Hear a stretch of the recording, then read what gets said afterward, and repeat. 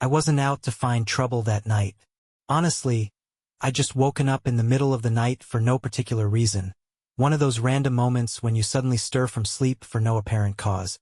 The room was completely dark, except for the dim glow of her phone screen sitting on the nightstand. I probably wouldn't have noticed it at all if the screen hadn't lit up just as I turned to face Lila's side of the bed. Her phone was just lying there, unlocked, unattended, right within my reach. And then a message popped up. "I can't wait to see you. You're amazing." The name attached to it was Ryan Carter. Never heard of him before. I froze, my stomach sinking like a stone. A chill spread through me as my mind tried to rationalize what I'd just seen. Was it a mistake? Maybe some random spam text or a wrong number? That's what I told myself at first. But deep down, I knew better. I should have left the phone alone. Just put it back and gone to sleep. But something inside me wouldn't let it go. I tapped on the message. And that was the moment my world shattered. The chat thread spilled open, revealing weeks of exchanges, flirtatious messages, late-night photos, inside jokes. One message stuck out like a knife to the heart. "Had such a great time last Thursday." Thursday. That was the same night Lila had told me she'd be working late. She'd come home acting perfectly normal, laughing, and smiling like everything was fine. Couldn't believe it. That same weekend, we'd gone to the beach as a family. I could still see her holding our daughter Mia's hand, laughing as I fumbled with a kite, and even pulling me into a selfie with a kiss on my cheek. But here, in these texts, she described the same weekend as if it had been some secret romantic getaway with him. The ground beneath me felt like it had caved in. My wife wasn't just exchanging messages with another man. She was actively involved with him. I could hear Lila's steady breathing next to me, completely unaware of the storm raging inside me.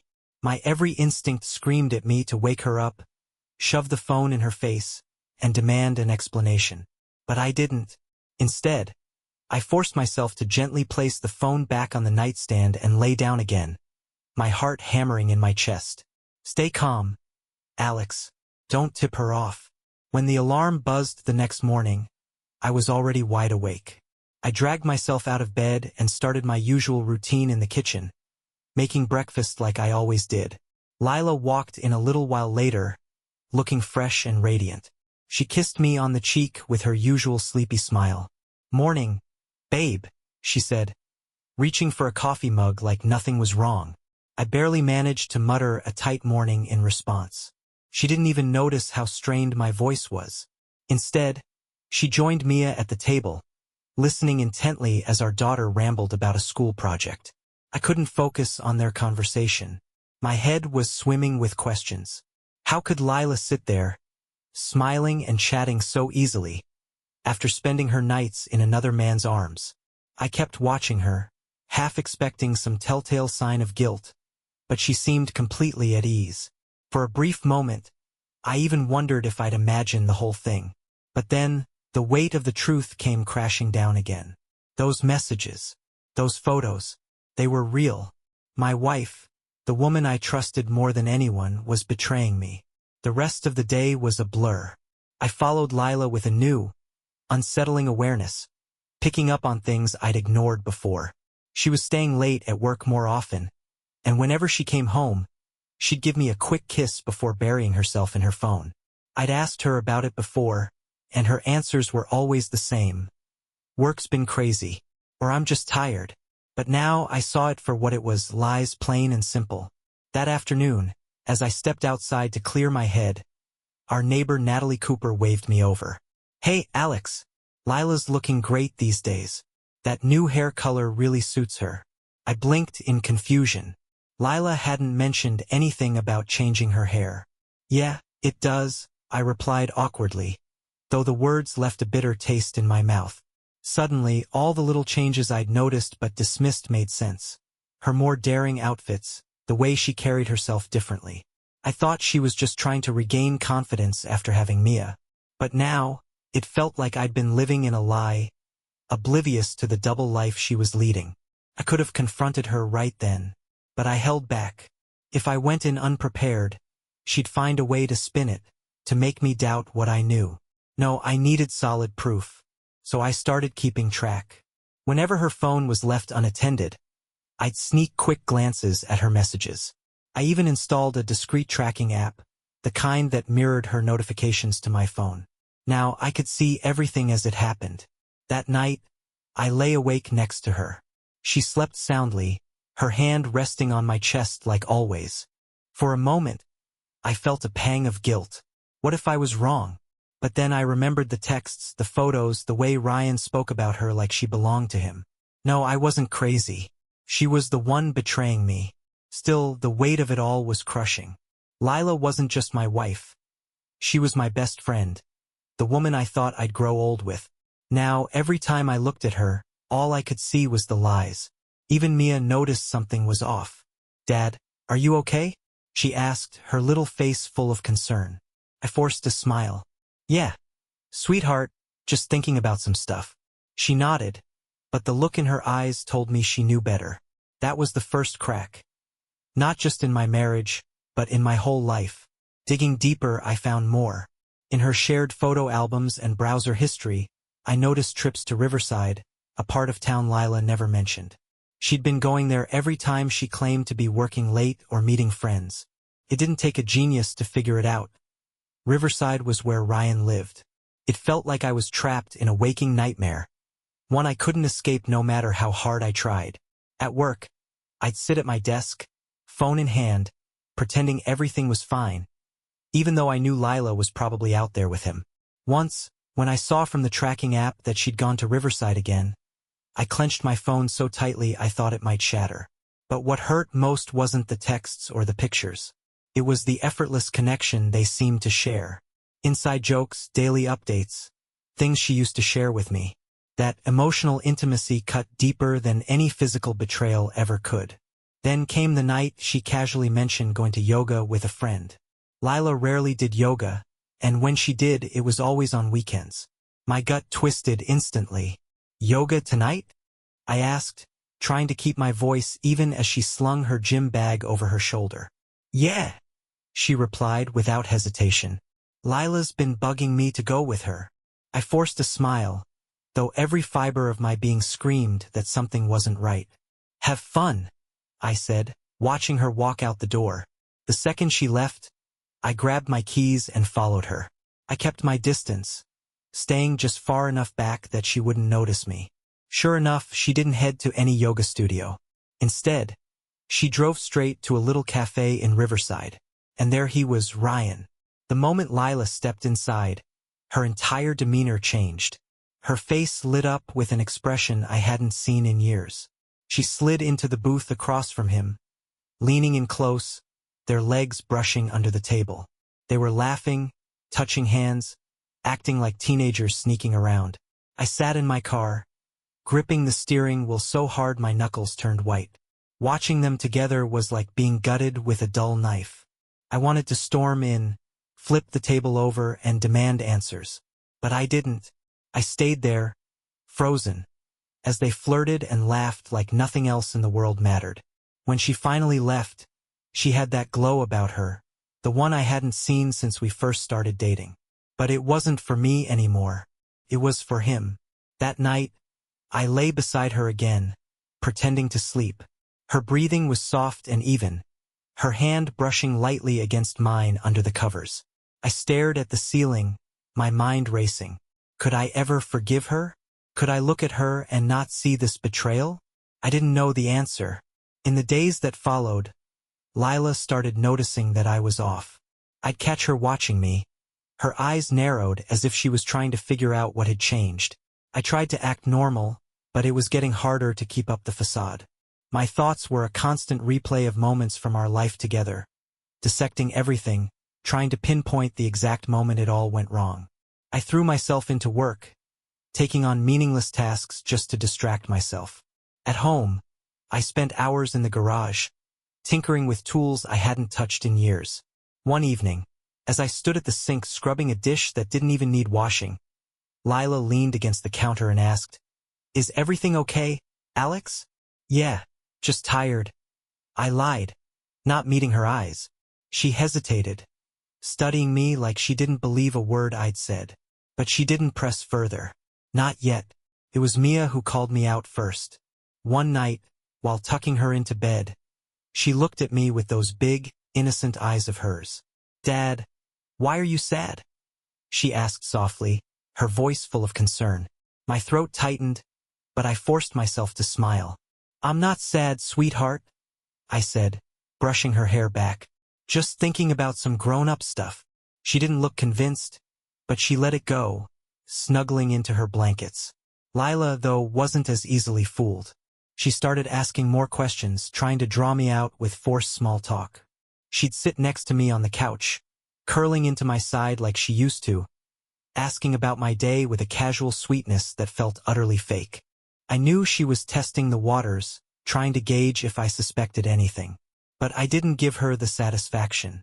My answers were clipped and vague, just enough to keep her guessing. The tension in the house was unbearable. The warmth and easy conversations we once shared were gone, replaced by a suffocating unease.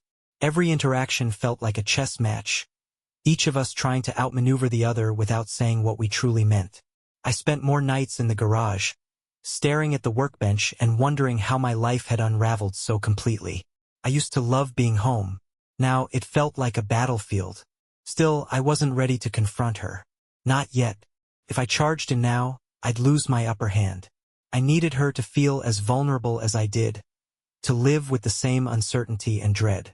She thought I was clueless, but I was watching her every move, tracking her every step. When the time came, I'd be ready. But confronting Lila wouldn't be enough. I could throw all the evidence in her face, catch her in the act, but what would that change?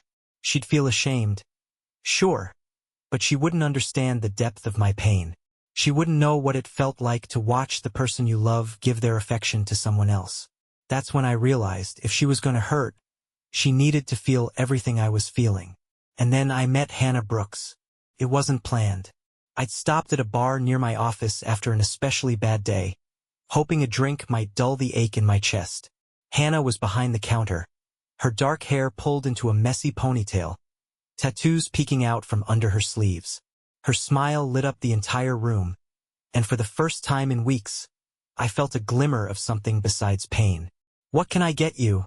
she asked, her tone friendly but curious, like she could sense I didn't quite belong there. "Bourbon," I muttered, sliding onto a stool. She poured the drink with an easy grace and set it in front of me. "Rough day?" she asked, giving me a look that seemed to cut right through me. I nodded, not feeling like talking, but Hannah had a way of drawing words out of me without pushing too hard. She talked so easily, like we'd known each other forever. Hannah would share little tidbits about her day, the oddball customers she had to deal with, her dreams of traveling cross-country in a beat-up van she was fixing with her brother. Before I realized it, I was opening up too, talking about work, how it felt like I was just going through the motions. I didn't mention Lila, not yet. I didn't have to. Hannah had this way of making everything feel lighter, as if the heaviness of my life didn't matter when I was around her. At first, I convinced myself it was harmless. Just a drink and some casual conversation with someone who didn't know the disaster my life had turned into. But the more I found myself returning to that bar, the more obvious it became that this wasn't just about the drinks. The spark between us wasn't subtle anymore. Hannah would lean in closer, her hand occasionally brushing mine when she set my drink down. And I didn't move away. She didn't pry into my life or ask uncomfortable questions. She just let me be whoever I needed to be in the moment. When she laughed, it was unfiltered, genuine. A kind of joy I hadn't been around in years. Being with her was like finding an escape, a place where I could breathe freely for a little while. One night, after a couple of bourbons, she leaned on the bar and fixed me with a look that made me sit up straighter. "You know, I don't see many guys like you around here," she said, her voice carrying an edge of curiosity. "Guys like me?" I raised an eyebrow, swirling the amber liquid in my glass. "You look like you've got it all together," she said with a small, knowing smile. "But I can tell there's more. Something heavy." I shrugged, keeping my tone casual. "Life, I guess." She didn't push. Instead, she lifted her glass, her smile warm and easy. "Well, here's to life," she said, clinking her glass against mine. For a moment, the weight on my chest felt just a little lighter. I knew exactly what I was doing. I wasn't just stopping by the bar for drinks anymore. I wanted Lila to find out. I wanted her to feel the same gnawing suspicion I'd been living with for months. To wonder where I was, who I was with when I wasn't home. I started planting seeds of gossip, dropping casual comments to mutual friends. Been hanging out with someone new, I'd say, knowing full well how quickly that kind of thing spreads. The more people who knew, the better. One evening, I ran into Natalie Cooper at the bar. She nearly dropped her drink when she saw me sitting there with Hannah. "Alex?" she asked, her eyes wide. "What are you doing here?" "Having a drink," I replied, keeping my tone as nonchalant as possible. Her gaze darted between me and Hannah. Confusion etched across her face. "Does Lila know you're here?" I gave her a grin that had nothing friendly about it. "Why? You planning to tell her?" Natalie blinked, clearly thrown off. "This isn't like you, Alex. People change," I said flatly, taking a sip from my glass. Her expression shifted, her concern turning into thinly veiled disapproval. "She's your wife." "Yeah, well, I'm sure Lila's just fine without me," I muttered, not bothering to hide the bitterness in my voice. Natalie stared at me for a moment longer, her face softening into something close to pity. "I'm going to talk to her," she said, like she thought she could fix this whole mess. "Go ahead," I said, my voice steady. "Let her know where I am. Let her know who I'm with." Hannah raised an eyebrow as Natalie stormed out, shaking her head. "Friend of yours?" she asked, her tone light but curious. "Something like that," I said, finishing my drink. Hannah didn't press for details. She just smiled, and we went back to our usual rhythm, talking about everything and nothing all at once. That night, as I drove home, I felt an odd sense of satisfaction. This wasn't about revenge anymore. It was about taking back control, reclaiming a part of myself that Lila had stolen. For the first time in months, I didn't feel powerless. But the confrontation came sooner than I expected. One night, as I sat at the bar with Hannah, laughing at some stupid joke she'd made, I heard her voice, sharp, cutting through the noise like a knife. "So this is where you've been hiding?" I looked up and there she was, Lila, standing in the doorway, her eyes scanning the room until they locked onto mine. Her face was tight with rage, her mouth pressed into a thin, furious line. She marched toward us, every step radiating fury, her eyes darting to Hannah and then back to me. "Who the hell is she?" she demanded, her voice loud and biting. Hannah froze, clearly uncomfortable. The carefree smile she'd worn moments ago vanished. She glanced at me, uncertain, caught in the crossfire. "Lila, don't do this here," I said, keeping my voice calm even though my pulse was pounding. But Lila wasn't about to listen. She turned on Hannah, her tone dripping with venom. "You think it's funny? Flirting with a married man? You think that's cute?" Hannah raised her hands defensively. "I didn't know." "Bullshit," Lila snapped, cutting her off. "Don't act like you didn't know." I stood slowly, my voice firm but even. "Lila, enough." She ignored me, spinning toward the small crowd that had gathered to watch the drama unfold. "This asshole has been sneaking around behind my back, cheating on me with this tramp." I crossed my arms, leaning back slightly as I stared at her, letting her rant. This was what she wanted, to paint me as the villain, to make me feel small. "How does it feel?"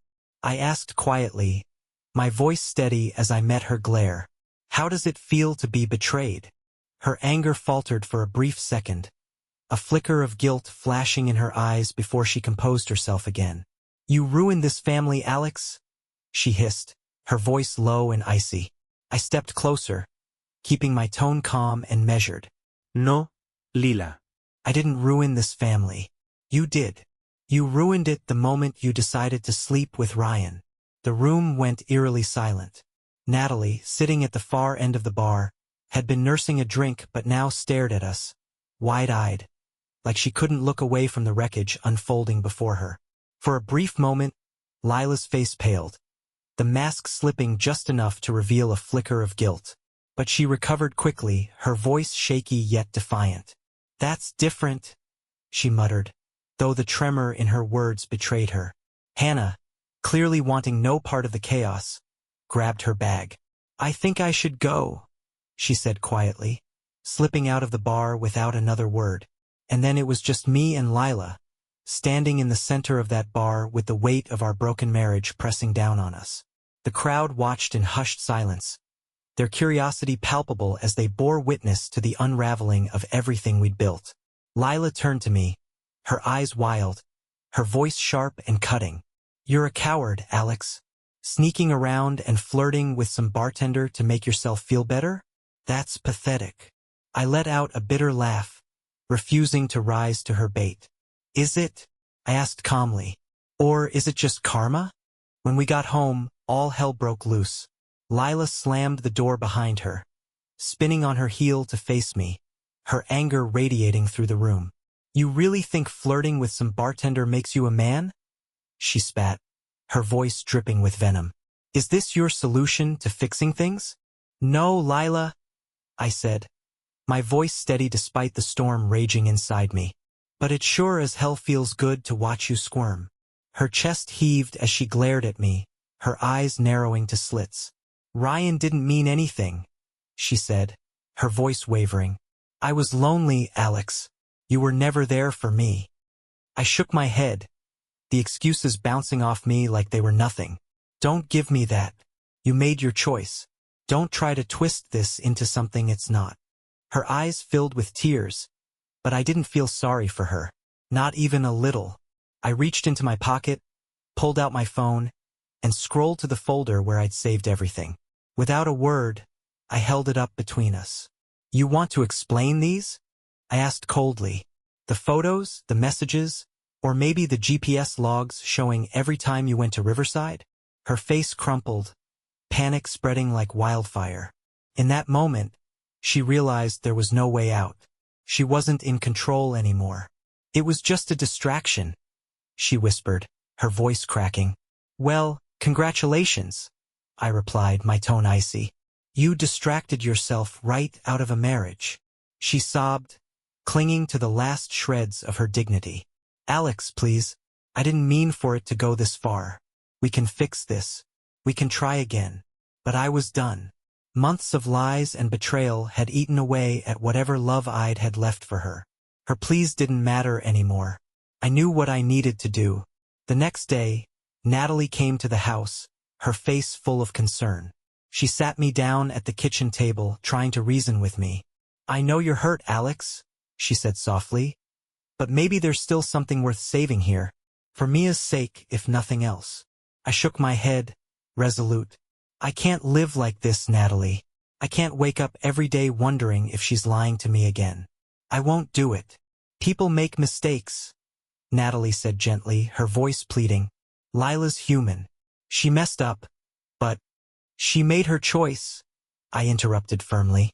"And now I'm making mine." Natalie sighed, realizing there was no changing my mind. "I just hate to see it end like this," she said quietly. "It ended the day she crawled into bed with someone else," I replied flatly.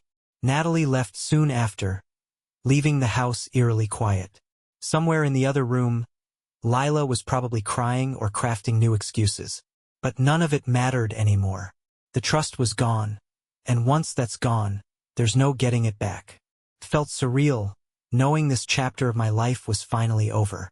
I wasn't angry anymore, not in the way I used to be. Now I just felt tired, exhausted from months of fighting a battle that was already lost. That night, I booked a table at the restaurant where we'd celebrated our first anniversary. Not for sentimentality, but for closure. Felt like the right place to end things. This marriage had been dead for a long time.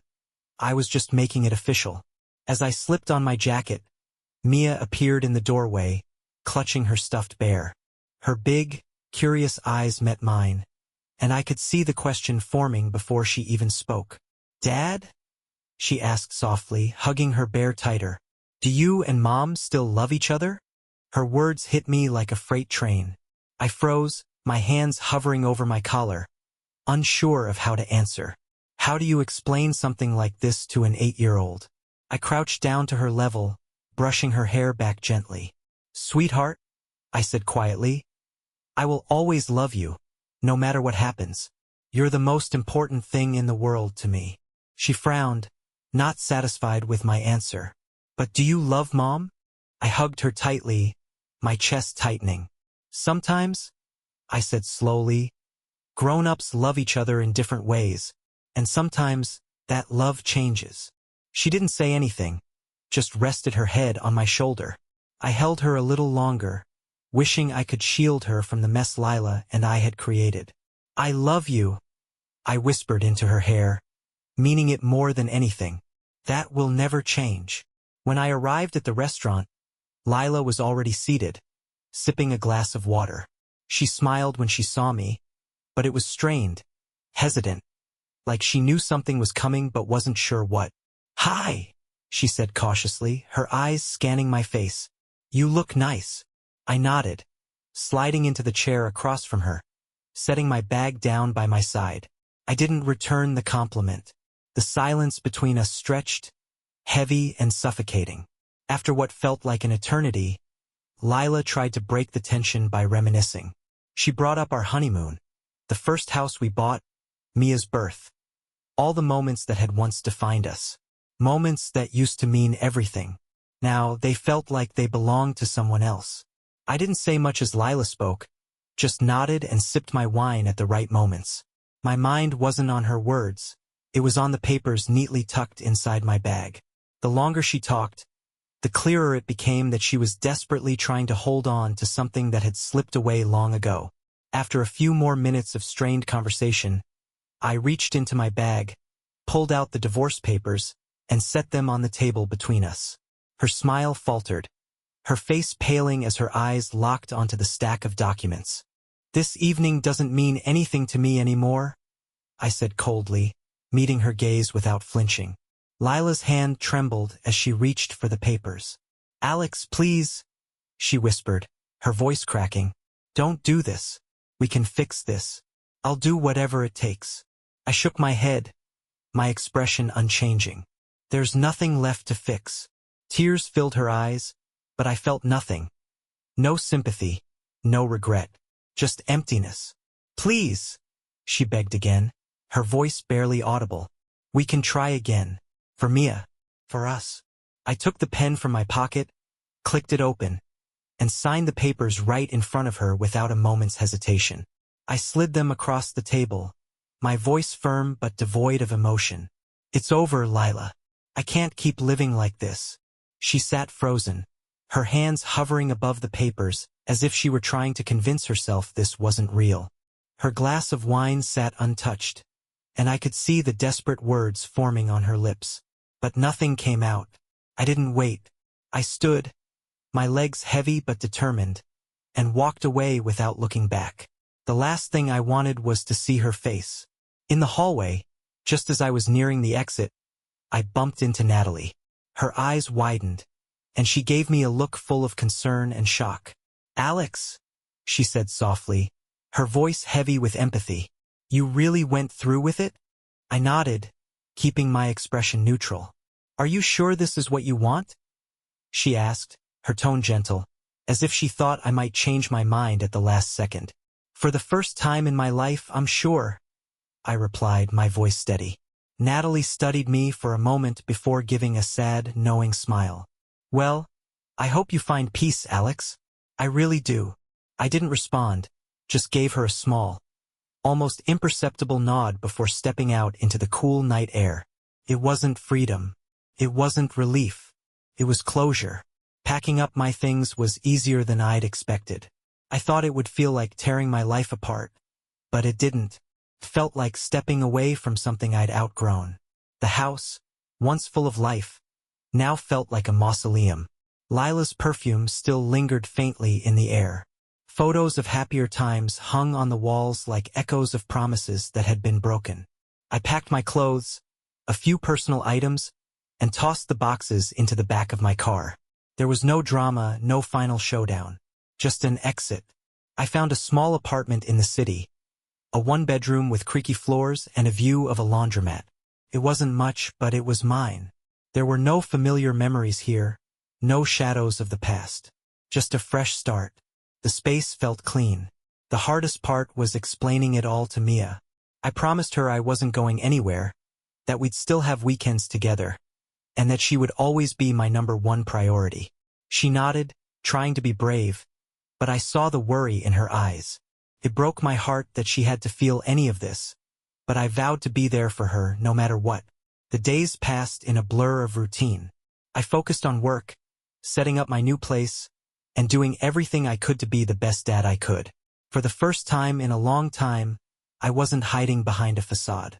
Then, one afternoon, I ran into Hannah. I was coming back to my apartment with groceries when I spotted her across the street, holding an umbrella, that familiar warm smile lighting up her face. "Alex!" she called, jogging over to me. "I thought that was you."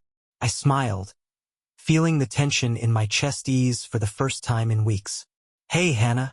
We stood there for a moment, the rain pattering lightly on her umbrella. The silence between us felt awkward, but not uncomfortable. "You look different," she said, tilting her head as she studied me. "Different how?" I asked, genuinely curious. She shrugged, her gaze softening. "Lighter. Happier. Is that weird?"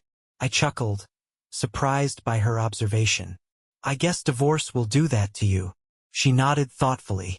"I'm sorry for what you've been through." "Don't be," I replied. It had to happen.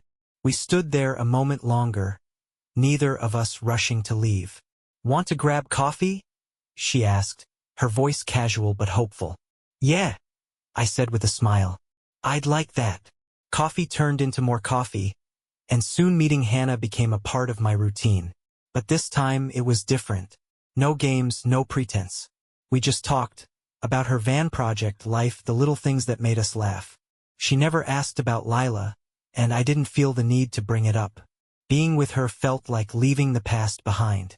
One weekend, I had Mia with me, and we ran into Hannah at the park. Mia, shy at first, hid behind my leg. But Hannah crouched down, her tone gentle and inviting. "Hey, you must be Mia," she said with a smile. "Your dad talks about you all the time." Mia peeked out, her curiosity outweighing her shyness. "He does?"